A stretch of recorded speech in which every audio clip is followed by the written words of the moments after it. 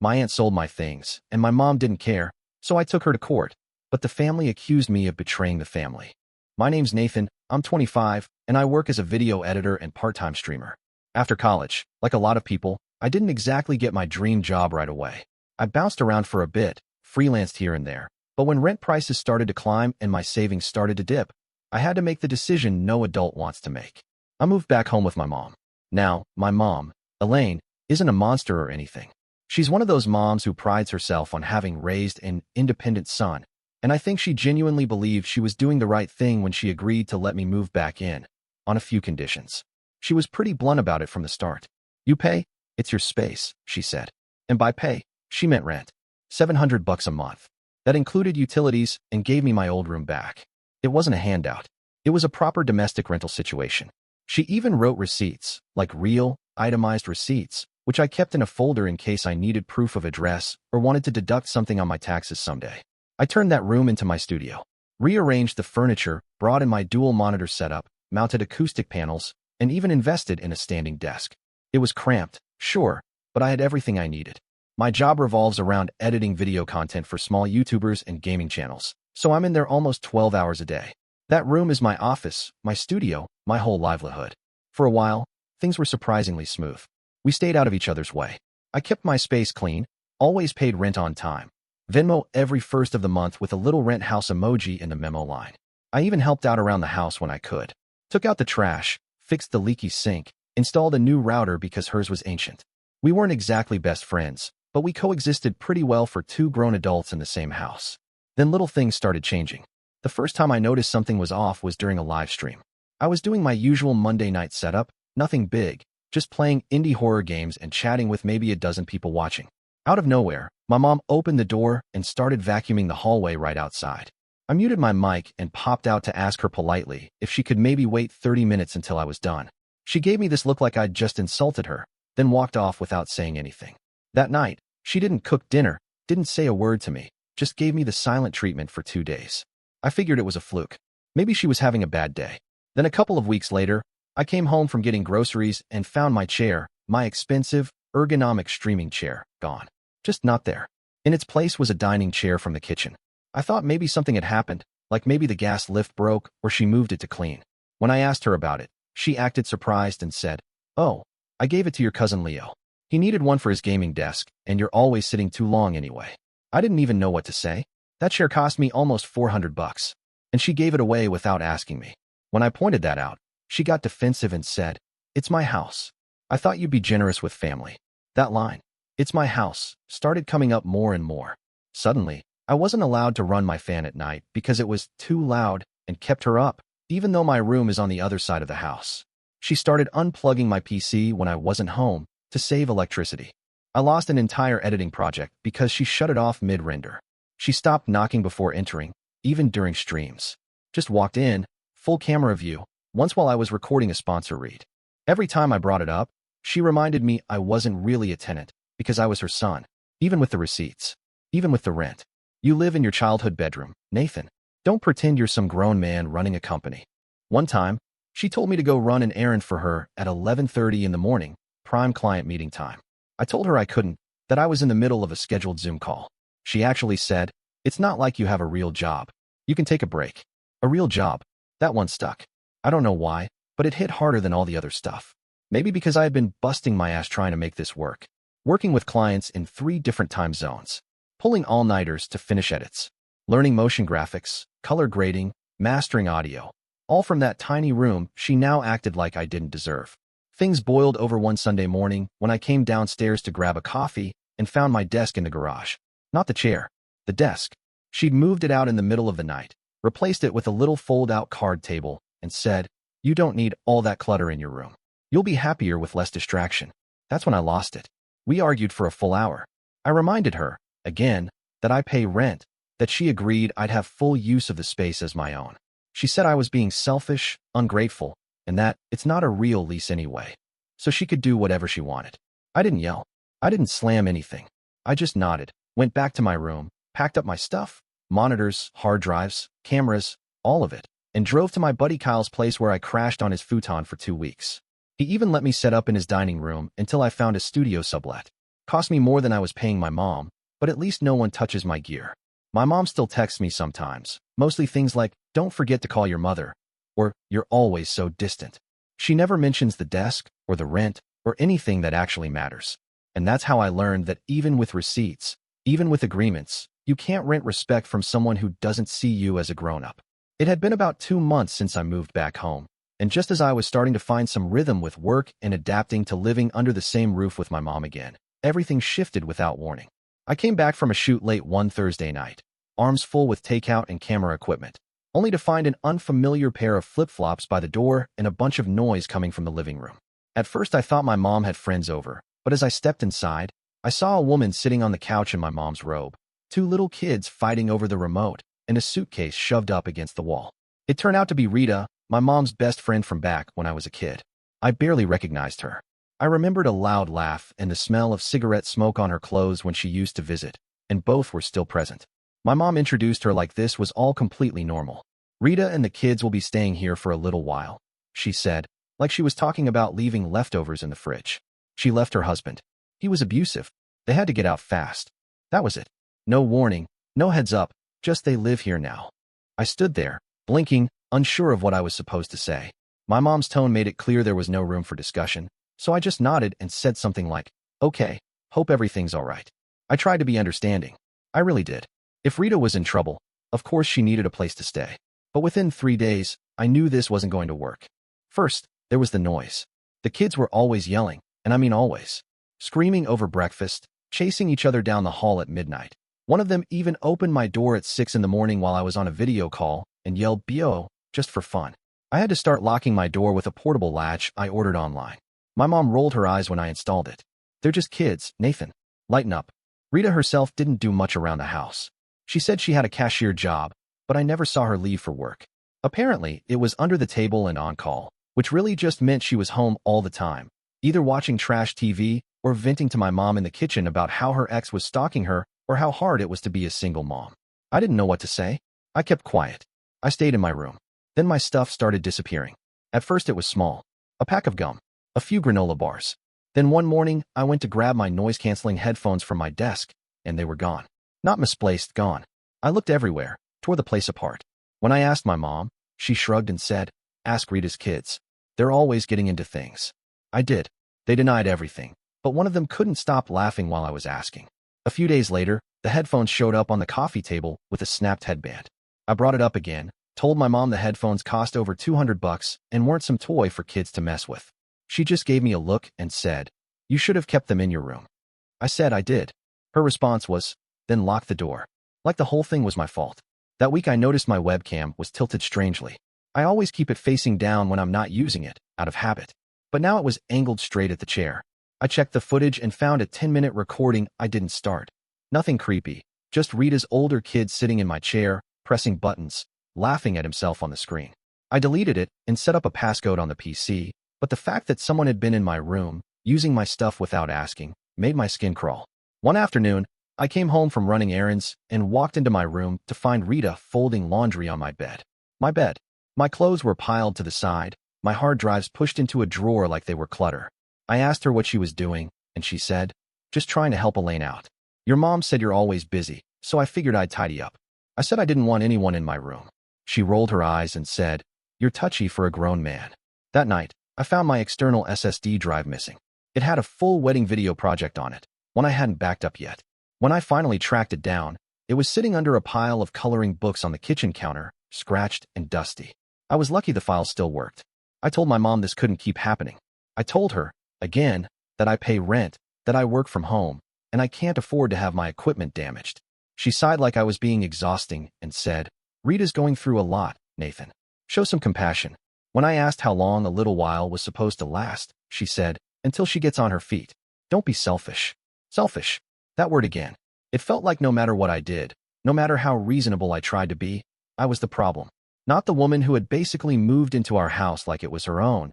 Not the kids who kept drawing on the walls and eating food I paid for. Not my mom who made a massive decision without even thinking to tell me. No, I was selfish. Because I wanted a door that stayed closed, headphones that didn't get broken, and equipment that wasn't turned into a toy box. By the end of that week, I had started keeping my hard drives in my car. My camera bag never left my side. I slept with the door locked and headphones in, just so I could pretend I still had some privacy. My own mother barely acknowledged how invasive it had become. I wasn't just a guest in the house anymore. I was being treated like I didn't even live there. I had been out all day on a shoot for a local business client. Basic product videos, nothing fancy, but it paid well, and I needed the money. When I got home that evening, the first thing I noticed was how quiet the house was. No kids screaming, no TV blasting, just an eerie kind of stillness that immediately made my skin crawl. I walked into my room, dropped my bag by the door, and froze. My desk was practically empty. My laptop was gone. The camera I always kept on the shelf above my monitor was missing. The LED panel lights I used for streaming, usually folded and leaning against the wall, were nowhere to be seen.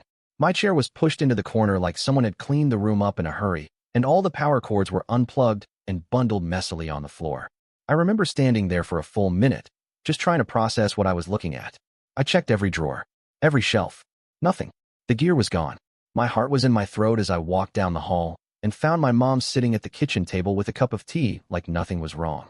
I didn't raise my voice. I just asked, calmly but firmly, "Where is my equipment?" She barely looked up. "It's fine," she said, like I had asked where the salt was. "I had to move it to storage. The kids were getting too close to it. You're lucky nothing got broken." I blinked, stunned. "You moved $3,000 worth of gear without telling me." I said, "Where? What storage?" She waved her hand like she couldn't be bothered. "Rita and I put it in the basement. Or maybe the garage.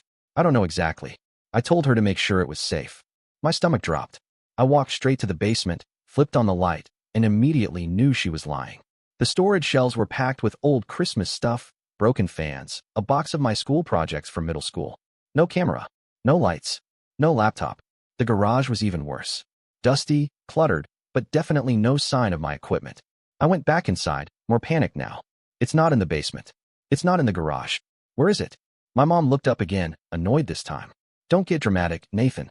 I'll ask Rita. Maybe she put it somewhere else." That was the first red flag. I stormed upstairs and knocked on Rita's door. It took her a minute, and when she opened it, she looked tired and irritated. I didn't even bother with pleasantries. "Where's my equipment? My laptop, my camera, my lights, all of it." She blinked slowly, like she was buying time. "Oh, that stuff? I thought Elaine told you. We had to move it. The boys were using your room to watch movies, and I didn't want them knocking things over. Your mom said it was okay." I stared at her, trying not to lose it. "Where is it now?" "Because it's not in the garage. It's not in the basement. And unless you stored it on the roof, it's not in this house." That's when she got defensive. "Look, I don't know. Maybe your mom moved it again. Don't come barking at me like I took your stuff." She started to close the door, but I held it. "I want it back. All of it. My camera alone cost over $1,000. If anything's missing." She cut me off. "Then maybe you shouldn't leave expensive toys lying around where kids can get to them." And with that, she slammed the door in my face. I knew something was wrong. I went back to my room, paced in circles, then grabbed my phone and did what I should have done sooner. I searched Facebook Marketplace for my camera model, Sony A7 III, with a very specific scratch near the battery flap. It only took me 10 minutes to find it. The exact camera. My camera. Same model, same minor scratch on the lower corner, same lens I always used, bundled with a generic listing like "great condition, lightly used, moving soon, must sell fast." The profile selling it didn't even try to hide. It was under the name Rita S. I stared at it, my hands shaking. I clicked on the profile. Same profile picture as her WhatsApp. Same town. Same damn couch in the background as the one in our living room. I went straight back to my mom, phone in hand, heart pounding like a jackhammer. I dropped it in front of her on the table. "She sold it," I said, pointing at the listing. "That's my camera. That's my listing. That's your friend." My mom didn't even act surprised. She leaned back slowly, sighed, and said, "Okay. I didn't know she sold it. I just told her to move it somewhere safe." She must have misunderstood. Misunderstood? I felt like I was going to explode. "She stole from me," I said. "She sold my gear. Do you know how much that setup cost? My laptop alone was $2,000. The camera, the lights, the tripod. Rita just misunderstood and posted all of it online." My mom looked uncomfortable, like she was being forced to admit something she had hoped wouldn't come up. "You're being dramatic, Nathan. She's going through a lot. I'm sure she needed the money. I'll talk to her." That's when it hit me. She knew. Maybe not about the listing, but about Rita's need for money, and she just turned a blind eye. Because, of course, her friend's situation mattered more than mine. I was just the son who paid rent and kept to himself. Rita was the one she sat with every night, comforting, listening, defending. I didn't say another word.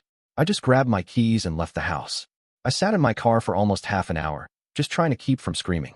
My entire studio setup, everything I'd worked for, everything I used to pay bills and get through the month, was gone. Sold. And the person who did it was still living under the same roof, eating our food, laughing in the kitchen. And my mom, she was defending her. Not me. Never me. I didn't sleep that night. I just lay in bed, staring at the ceiling, playing everything over in my head. The camera, the lights, the laptop, all gone. Sold by someone who had no right to touch any of it. And worse, my mother, the one person who should have been in my corner, was making excuses like it wasn't a big deal. Like my work, my property, my life, were somehow less important because Rita had a sad story. Around 5 in the morning, I decided I wasn't going to let it go. I wasn't going to be passive anymore. I was done playing polite. If they wanted to accuse me of being dramatic, fine. I'd show them what dramatic actually looked like. I waited until late morning when I knew my mom would be awake. I walked straight into the kitchen where she was scrolling through her phone, still in her bathrobe, and I laid it all out as calmly as I could manage. I told her that Rita had sold my equipment, that I had proof, that the listing was online, and that I was demanding either my gear back or full compensation. No more excuses. No more passing the blame. She didn't even look up at first, just sighed and muttered, "Nathan, you need to lower your voice." I wasn't yelling. "I'm not yelling," I said. "I'm asking." "No, I'm telling you. Either Rita gives me the money she made off my stuff, or I'm going to the police and reporting this as theft." That got her attention. She put the phone down and stood up slowly like I had just thrown something at her. Her eyes narrowed, and her tone changed in a heartbeat. "This is exactly what I'm talking about," she said. "This aggression. This selfishness. Do you even hear yourself right now? You're threatening your own mother over a few gadgets." A few gadgets. That's what she called it. $3,500, Mom. That's not gadgets. That's my job. My income. That's how I pay for everything, including the rent I give you every month. She folded her arms and gave me a look I hadn't seen since I was a teenager being scolded for coming home late. "You have no idea how hard it's been for Rita.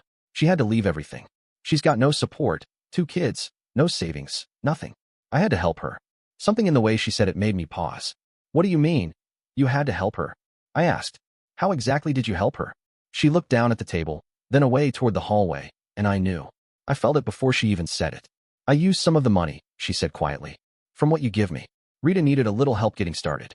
I figured you'd understand." I stared at her. "You used my rent money?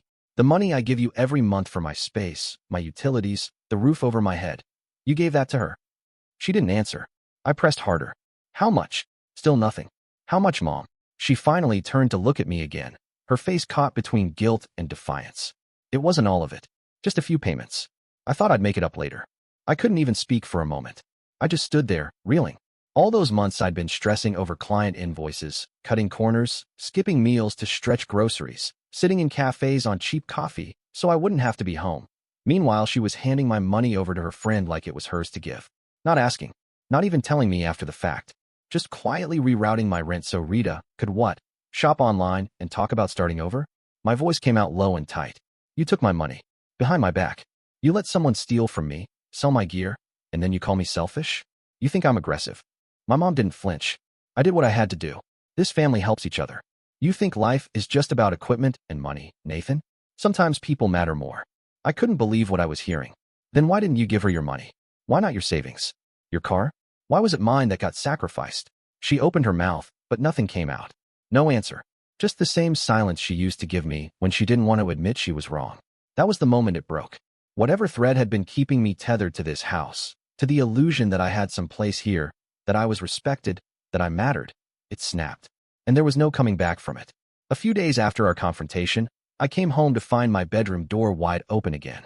I had been keeping it locked religiously, always double-checking before I left the house. But that evening, the lock had clearly been forced. The latch was bent, and there were scratches on the frame. My desk drawer was open.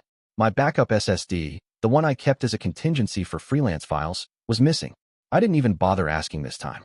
I knew exactly who had been in there. I stormed into the kitchen, and before I could even get a word out, Rita was already on the phone, sitting on the stool with her voice trembling just enough to sound practiced. "Yes, I just feel very unsafe. He keeps intimidating me," she said, eyes flicking toward me, deliberately loud enough for me to hear. "He came in yelling again. I think it's psychological abuse." My mom was right there, standing behind her like a guard dog. "Nathan," she said, her voice flat and cold, "go to your room. You've done enough damage for today. I almost laughed. She broke into my room, Mom. Again. She stole my backup drive. I'm not yelling. I'm asking where my things are. She didn't steal anything, my mom snapped. She was cleaning. You left the door unlocked. I didn't leave it unlocked, I said, stepping forward. Someone broke the latch. You want to see it? It's still bent. That's when Rita started crying. Not real sobbing, just enough to sound convincing. He always talks to me like this, she said, turning toward my mom. He corners me. I can't live like this. It's like walking on eggshells every day. I felt the blood drain from my face. You're seriously going to pretend you're the victim here? After selling my gear? After taking my money? Enough, my mom yelled. You need to calm down. I am calm, I said, though I could hear my own voice tightening. I haven't raised a hand. I haven't even raised my voice. I'm just asking why I'm being robbed in my own home. You're harassing her, she shot back. She's been through enough, and now she has to deal with your hostility. I stood there in disbelief. She's been through enough? I repeated slowly. And what about me? You took my rent and gave it to her. You let her steal from me and refused to do anything. You're standing here defending a liar and a thief. Then came the threat. Elaine's voice dropped into a tone I hadn't heard since I was a teenager getting grounded for staying out too late. If you don't apologize right now, I'll call the police. I'll tell them you've been threatening Rita. We'll let them decide who's in the wrong. There it was. The trap. It wasn't just about guilt anymore. It was control, weaponized through fear. She wasn't asking for an apology. She was issuing an ultimatum. I looked between them, Rita trembling like she was on the verge of collapse, and my mom standing behind her, arms folded, daring me to make the next move. I didn't apologize. I didn't say a word. I turned and walked out of the house. That night, I drove to my cousin Thomas's place. We hadn't spoken in months, but I figured if anyone would be willing to hear me out, it'd be him. We used to be close growing up. I laid everything out. I told him about the equipment, the rent money, the lock, the threats. He listened, nodding slowly, but when I finished, he leaned back and gave me this long, disappointed look. Man, I get it, he said. But you've got to understand where they're coming from too. Rita's dealing with trauma. She fled an abusive situation. Maybe this isn't about stealing. Maybe she's just scared and confused. And your mom's trying to help someone in need. I stared at him in disbelief. Thomas, I said, she sold my camera. She went into my locked room and took my laptop. This isn't confusion. This isn't trauma. This is theft. He shrugged. Yeah, but maybe now's not the time to be thinking about gear and money. Maybe you need to just write it out. Be the bigger person. I left after that. I didn't bother going to my aunt or anyone else. The next few days, I started getting texts from other relatives. Some subtle, some not. Things like, she's just a woman in distress, Nate. Can't you show a little patience? And don't let your anger ruin the family. One message even said, your mom's trying her best. It's not always about fairness. It's about compassion. That was when I realized this wasn't just bad communication or family dysfunction. This was a setup, a scheme. Every piece of it, from the moment Rita moved in without warning, to the slow erosion of my space, to the missing money, to the sudden accusations, had played out like a script. And the worst part was, no one wanted the truth. They wanted a villain. They wanted someone to blame so they didn't have to confront what was really going on. And I was the easiest target. I hadn't intended to go looking for anything. I was just trying to grab some of my things from the hallway closet, where my mom had started dumping random boxes from my room since Rita and her kids took it over. The closet door barely opened with all the junk piled inside, but I started sorting through it anyway, hoping to find the external hard drive I thought might have been tossed in there. That's when I saw it. A clear plastic file folder, not labeled, just wedged between a stack of old board games and a broken vacuum. I pulled it out without thinking, figuring maybe it was one of my old school records or tax documents. But the name on the paperwork wasn't mine. It was Rita's. I flipped it open, intending to put it back right away, but something caught my eye. A housing application listing her as a single mother, never married, no history of domestic abuse. There was a state subsidy letter clipped behind it, standard welfare support. Nothing unusual, but it specifically stated, no prior partner listed, and support provided under single-parent stability program. It didn't make sense. She had been telling everyone that she fled an abusive husband, that she left in the middle of the night with nothing but her kids and a duffel bag, that she'd been hiding out, traumatized, unable to get help because of some looming threat from her ex. But here she was, officially documented as a single parent, collecting support, with no mention of a partner at all. I kept flipping through the file, hands shaking now. There were multiple housing applications, each to different cities over the past 5 years.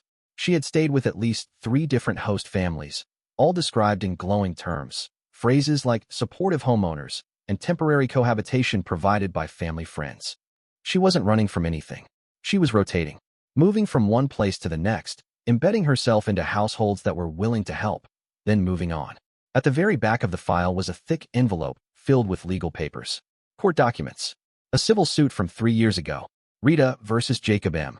The complaint was filed in her previous county, accusing the defendant of persistent emotional distress, manipulation, and unsafe living conditions. It was eerily familiar. She claimed he created a hostile environment, that she was forced to leave in fear, that she had to restart her life from nothing. And she had won. The court awarded her $8,200 in compensation for emotional damages. Stress-related trauma, the summary said. I stood there in the hallway, surrounded by board games and dust, reading through page after page, and everything began to fall into place. She'd done this before. The same script. Move in under sympathetic circumstances. Slowly take over the space. Create friction. Accuse the host of emotional harm. Escalate until either legal action or financial settlement was on the table. I felt sick. Not just because of what she had done to me, but because my mother had enabled it. Because everyone in my family had called me intolerant, aggressive, selfish. They had sided with her without hesitation. And meanwhile, this woman was running the same playbook she had clearly used before, with documentation to prove it. I put everything back in the folder exactly how I found it. I closed the closet. I didn't say a word.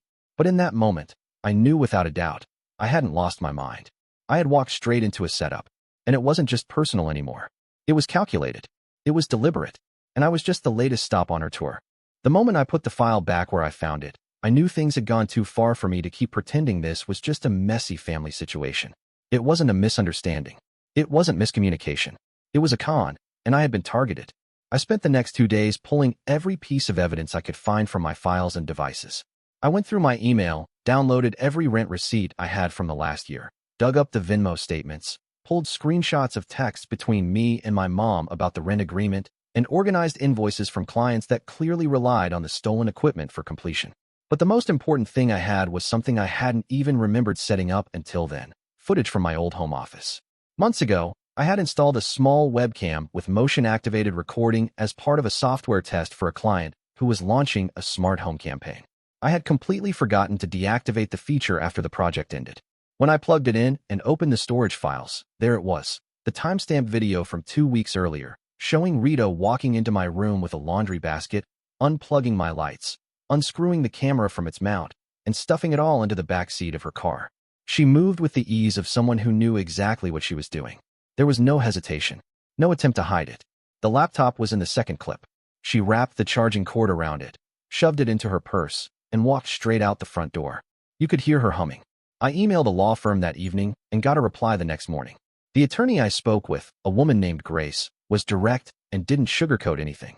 She told me the situation was complicated because it involved family, but based on what I had shown her, there was a case to be made for fraud, theft of property, and even unlawful eviction if I could prove that I was paying rent and had an informal tenant agreement. I didn't have a lease, but I had receipts, I had text confirmations, and I had video. That was enough to open the door. Within a week, we had filed the paperwork. Grace submitted a formal complaint naming both my mother and Rita as co-defendants. Fraudulent misappropriation of funds. Unlawful disposal and sale of private property. Constructive eviction. It was surreal, signing those documents with my own mom's name on them. I didn't want to believe it had come to that, but I also couldn't let them get away with what they did. We sent a demand letter first, giving them a chance to settle without going to court. The letter outlined every violation, how I had been paying rent, how the space had been promised as mine in writing, how my equipment had been moved, sold, and never returned. It included screenshots of the Facebook Marketplace listing, the receipts for the gear, and stills from the security footage showing Rita carrying my belongings out the door. I thought maybe that would be enough to scare them into making things right. But instead of an apology, my mother sent me a single message, 5 words long. "You've lost your mind, Nathan." That was it. No denial. No attempt to explain. Just dismissal, like I was the one ruining the family. Rita blocked me on everything within the hour. The silence that followed was loud. Relatives stopped calling. Mutual friends stopped replying. But I didn't care. Grace told me to stay quiet and let the process unfold. I followed every instruction, documented everything, and kept updating my file with new evidence as it came in. It stopped being about revenge. It wasn't even about money anymore. It was about making it clear that what they did had consequences. Real ones. And this time, I wasn't going to let anyone twist it into something else. Not guilt. Not pity. Not obligation. This time, I had the facts. And this time, I had the law behind me. It all escalated faster than I ever expected. One night, out of frustration more than strategy, I sat down in my new apartment and recorded a video on my phone. I didn't script it, didn't overthink it. I just spoke. I explained what had happened, how I had been paying rent to live in my mother's house, how her friend had moved in under the pretense of escaping abuse, how my studio equipment had disappeared, and how I later discovered that it had been sold without my consent.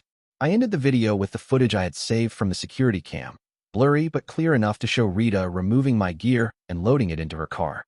I uploaded it to TikTok under the title, "I was kicked out of my house and my belongings were sold," thinking maybe a few people would watch and understand why I had taken the legal route. By the next morning, the video had blown up. I checked my phone and saw thousands of notifications. Comments, duets, stitches. People were outraged. The video crossed 1 million views in less than 2 days. Strangers were reaching out to offer support. A few people said they had known someone like Rita before. Some even claimed to recognize her. The local news picked it up a few days later. I didn't ask them to.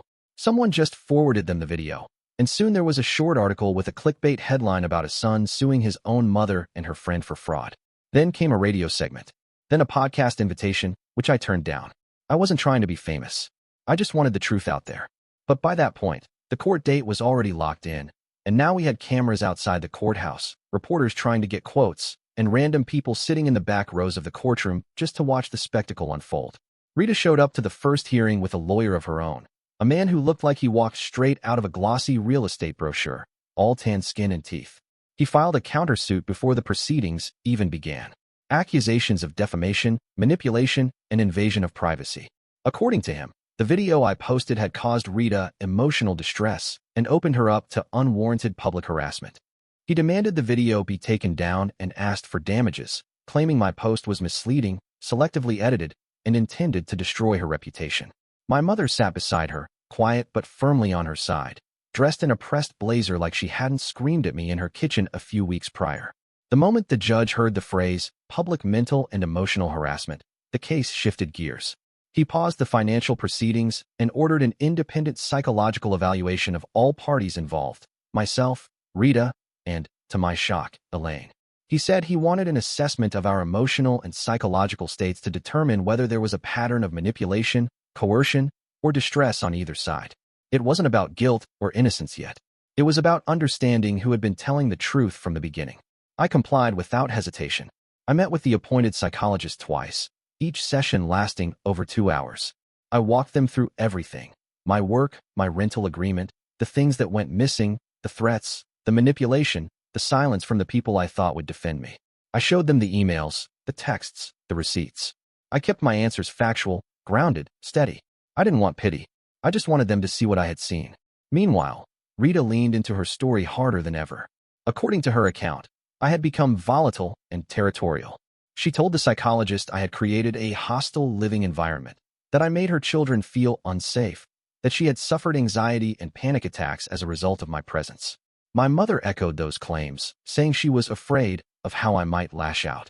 It was surreal hearing those words in court. Lash out. Unsafe. They painted a picture of me that didn't even resemble reality. But there were cracks. The psychologist noted inconsistencies in their stories. Timelines that didn't match. Events they couldn't remember in detail. At one point, Rita said she never entered my room, not once. Then we played the video again. I didn't smile. I didn't react. I just watched as the courtroom saw exactly what I had seen that night. The moment she wrapped up my equipment like it was hers to take, humming like she didn't have a care in the world. The deeper the case went, the more things started to unravel. What began as a civil suit over stolen property quickly expanded into something much bigger, something uglier. My lawyer, Grace, had requested copies of the household financial records as part of the discovery process, including any documentation my mother might have kept related to my rent payments. We knew she had given receipts, but we wanted to see what she'd declared for tax purposes, if anything. When those documents came back, they told a story I hadn't expected, but one that made perfect sense in hindsight. Elaine had never declared me as a tenant. Not once. On paper, I was listed as a transient occupant, a classification that implied I wasn't paying rent in a legal sense, just staying temporarily, like a guest. It was a quiet legal workaround that let her collect my money without ever reporting it to the IRS. No rental income, no taxes, no paper trail outside the receipts she selectively gave me. In other words, she was taking my money each month, pocketing it under the table, and keeping the arrangement invisible to anyone who might question it. Grace didn't hesitate. She amended our complaint to include a formal claim of financial exploitation. Not only had my mother taken my money under false pretenses, but she had used it to support another adult without my knowledge and participated in a setup that led to the complete destruction of my livelihood. That last part was key. Grace added another charge: intentional destruction of a source of income. Because my gear wasn't just expensive, it was essential. I hadn't just lost some equipment. I had lost work, deadlines, clients, momentum. It took months to recover from what they did to me. Around that same time, things got even stranger. Rita stopped showing up to court. At first, her lawyer gave vague excuses. Health issues, transportation delays. Then one day, he showed up alone and said she had stopped responding to him completely. He claimed to have no idea where she'd gone. The judge issued a bench warrant for failure to appear, and the next hearing went on without her. It took about 3 more weeks before we found out where she was. Someone online, ironically, a follower who had seen my TikTok video, sent me a message through Instagram. It was a screenshot of a Florida social services portal. Someone had recognized Rita's face and name. She had turned up in Miami, using the same story again. Single mother, no support, victim of recent domestic trauma. She was applying for emergency housing assistance, food stamps, and trauma-related financial aid. The photo attached to her application was from a new profile. Same kids, same face, different story. The state flagged her application and notified authorities.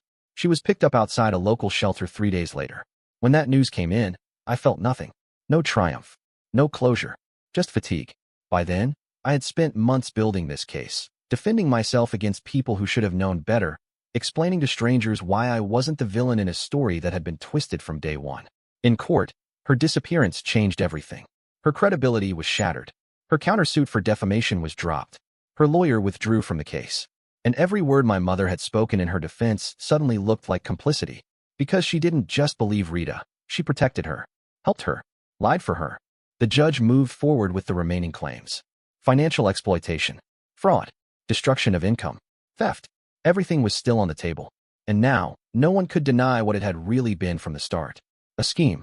A calculated, deliberate scheme. And I had been the mark. The final day in court didn't feel like a climax. It felt like something heavy being dragged to a bitter, inevitable conclusion. I sat there in my suit, quiet, composed, watching the same faces I'd seen over the past several months. My lawyer flipping through documents with mechanical precision, the clerk tapping at her keyboard, the judge leafing through case files he probably no longer needed. Rita wasn't there. She never came back after being picked up in Florida. Her lawyer represented her in absentia. My mother was there, though, sitting 1 row ahead of me, staring straight ahead with swollen eyes and tissues balled up in her lap. When the judge started reading the decision, I didn't flinch. I already knew what the outcome would be. The independent assessment had ruled in my favor. The video footage, the receipts, the legal records of Rita's past lawsuit, and the silent but damning discovery of my rent money being funneled to her, it had all pointed to one truth. I hadn't exaggerated. I hadn't lashed out. I had been used. The judge called me the victim in clear, unequivocal terms. He said the evidence demonstrated a calculated breach of trust and misuse of property and income. He ordered Elaine to pay $12,000 in compensation, a sum based on rent collected, stolen equipment, and legal costs. On top of that, he awarded me $5,000 in non-pecuniary damages for the emotional and psychological toll. As for Rita, she was convicted in absentia of fraud and misrepresentation. Because of her cooperation during the early part of the investigation and her status as a first-time offender in that state, the sentence was suspended. But she was ordered to repay a portion of the funds she received under false pretenses, and the court barred her from applying for any federal or state benefits for 2 years. A technical win for the justice system, though I doubted I'd see any of that money again. But it was enough. When the judge finished, the room was silent except for the soft sound of my mother crying. She didn't look at me, not at first. She sat slumped forward, trying to keep it quiet, dabbing her face with the same tissue again and again. After a few minutes, she stood up slowly, turned around, and looked at me like she was expecting something, pity, maybe, or forgiveness. Something. I stood up and met her eyes. Not cold, not angry, just tired. "Mom," I said, my voice low so it didn't echo through the courtroom. "You chose a stranger over your own son." She opened her mouth to speak, but nothing came out. I didn't wait. I turned and walked out. There was nothing left to say. About 2 months after the trial ended, I signed a lease on a loft just outside the city. It wasn't flashy, but it had tall windows, exposed brick, and enough open space for me to finally build the kind of studio I had always imagined back when I was working out of a cramped bedroom with kids banging on the door. The first night I moved in, I sat on the floor, surrounded by boxes, no furniture yet, just me and the faint echo of my own footsteps, and I realized I finally had peace. Not just physical space, but mental space. No more tiptoeing around someone else's comfort. No more silence held in to avoid conflict. This place was mine. I invested in some basic equipment first: a desk, a second monitor, a backup power supply, a decent mic setup. I was saving to replace my camera when the comments started rolling in again under the original TikTok video. People were asking for updates. Some had been following since the beginning. A few suggested starting a GoFundMe, and when I resisted, someone made one anyway. Within a week, it had raised enough for a new Sony FX30 and a lens. The note attached to one of the donations just said, "You told our story, too." That was when I realized I wasn't the only one. Not by a long shot. I started the podcast a few weeks later. I called it Living at Home is Not Disenfranchised. It was rough at first, me rambling into a mic, unscripted, unsure of the format. But then the messages started coming in. People from everywhere. Stories about families, shared apartments, broken promises, bad roommates, parents who crossed lines and never looked back. I started doing interviews. I brought on guests. A friend helped with editing. Another helped me set up a website. Suddenly, it wasn't just a podcast, it was a community. Clients started coming in faster than before, too. Not just the small businesses and wedding gigs I was used to, but creators, brands, even a local nonprofit who'd seen the video and wanted to work with someone who understood what it meant to rebuild from nothing. I stopped freelancing full-time and officially launched my own studio under my name. It felt good seeing it printed on business cards, on invoices, on the small plaque by the loft door. Not flashy, just mine. A year later, someone tagged me in a post I almost ignored. It was a nomination list for a social content award, a platform that recognized creators making a difference through storytelling. I scrolled casually until I saw my name in the finalist category. I didn't even know I had been submitted. Someone had nominated the podcast. I stared at the screen for a long time before I let myself believe it was real. It wasn't about winning anything. It was about being seen. Everything they took from me, my space, my tools, my name, they didn't win. They didn't break me. They just reminded me how much I had to fight for. And now, every time I hit record, I remember exactly who I'm doing it for. About a year after everything had finally settled, after the podcast had taken off, after the studio was running smoothly and my name was starting to mean something in the industry, I got a letter in the mail. No return address, just my name scrawled across the front in handwriting I hadn't seen in over a year. I knew it was from her before I even opened it.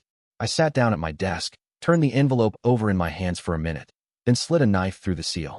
It was a single sheet of paper, written in blue ink. No greeting, no date, no apology. Just a short message. "I've lost everything. Rita cheated me. I believed her, and now I have nothing. Can I come to you?" That was it. No acknowledgement of what she'd done. No ownership of the months she spent tearing me down, choosing someone else's lies over her own son's truth. Just a new version of helplessness and an expectation that I'd fall back into the role I used to play. The steady one. The one who always tried to make things work. The one who bent until he broke. I folded the letter carefully, slid it back into the envelope, and set it in the drawer of my desk without saying a word. Then I said it aloud, just to myself, just to the quiet of that space I had built from scratch with my own hands and no one else's help. This show is not going to work a second time. Thanks for sticking through this whole story.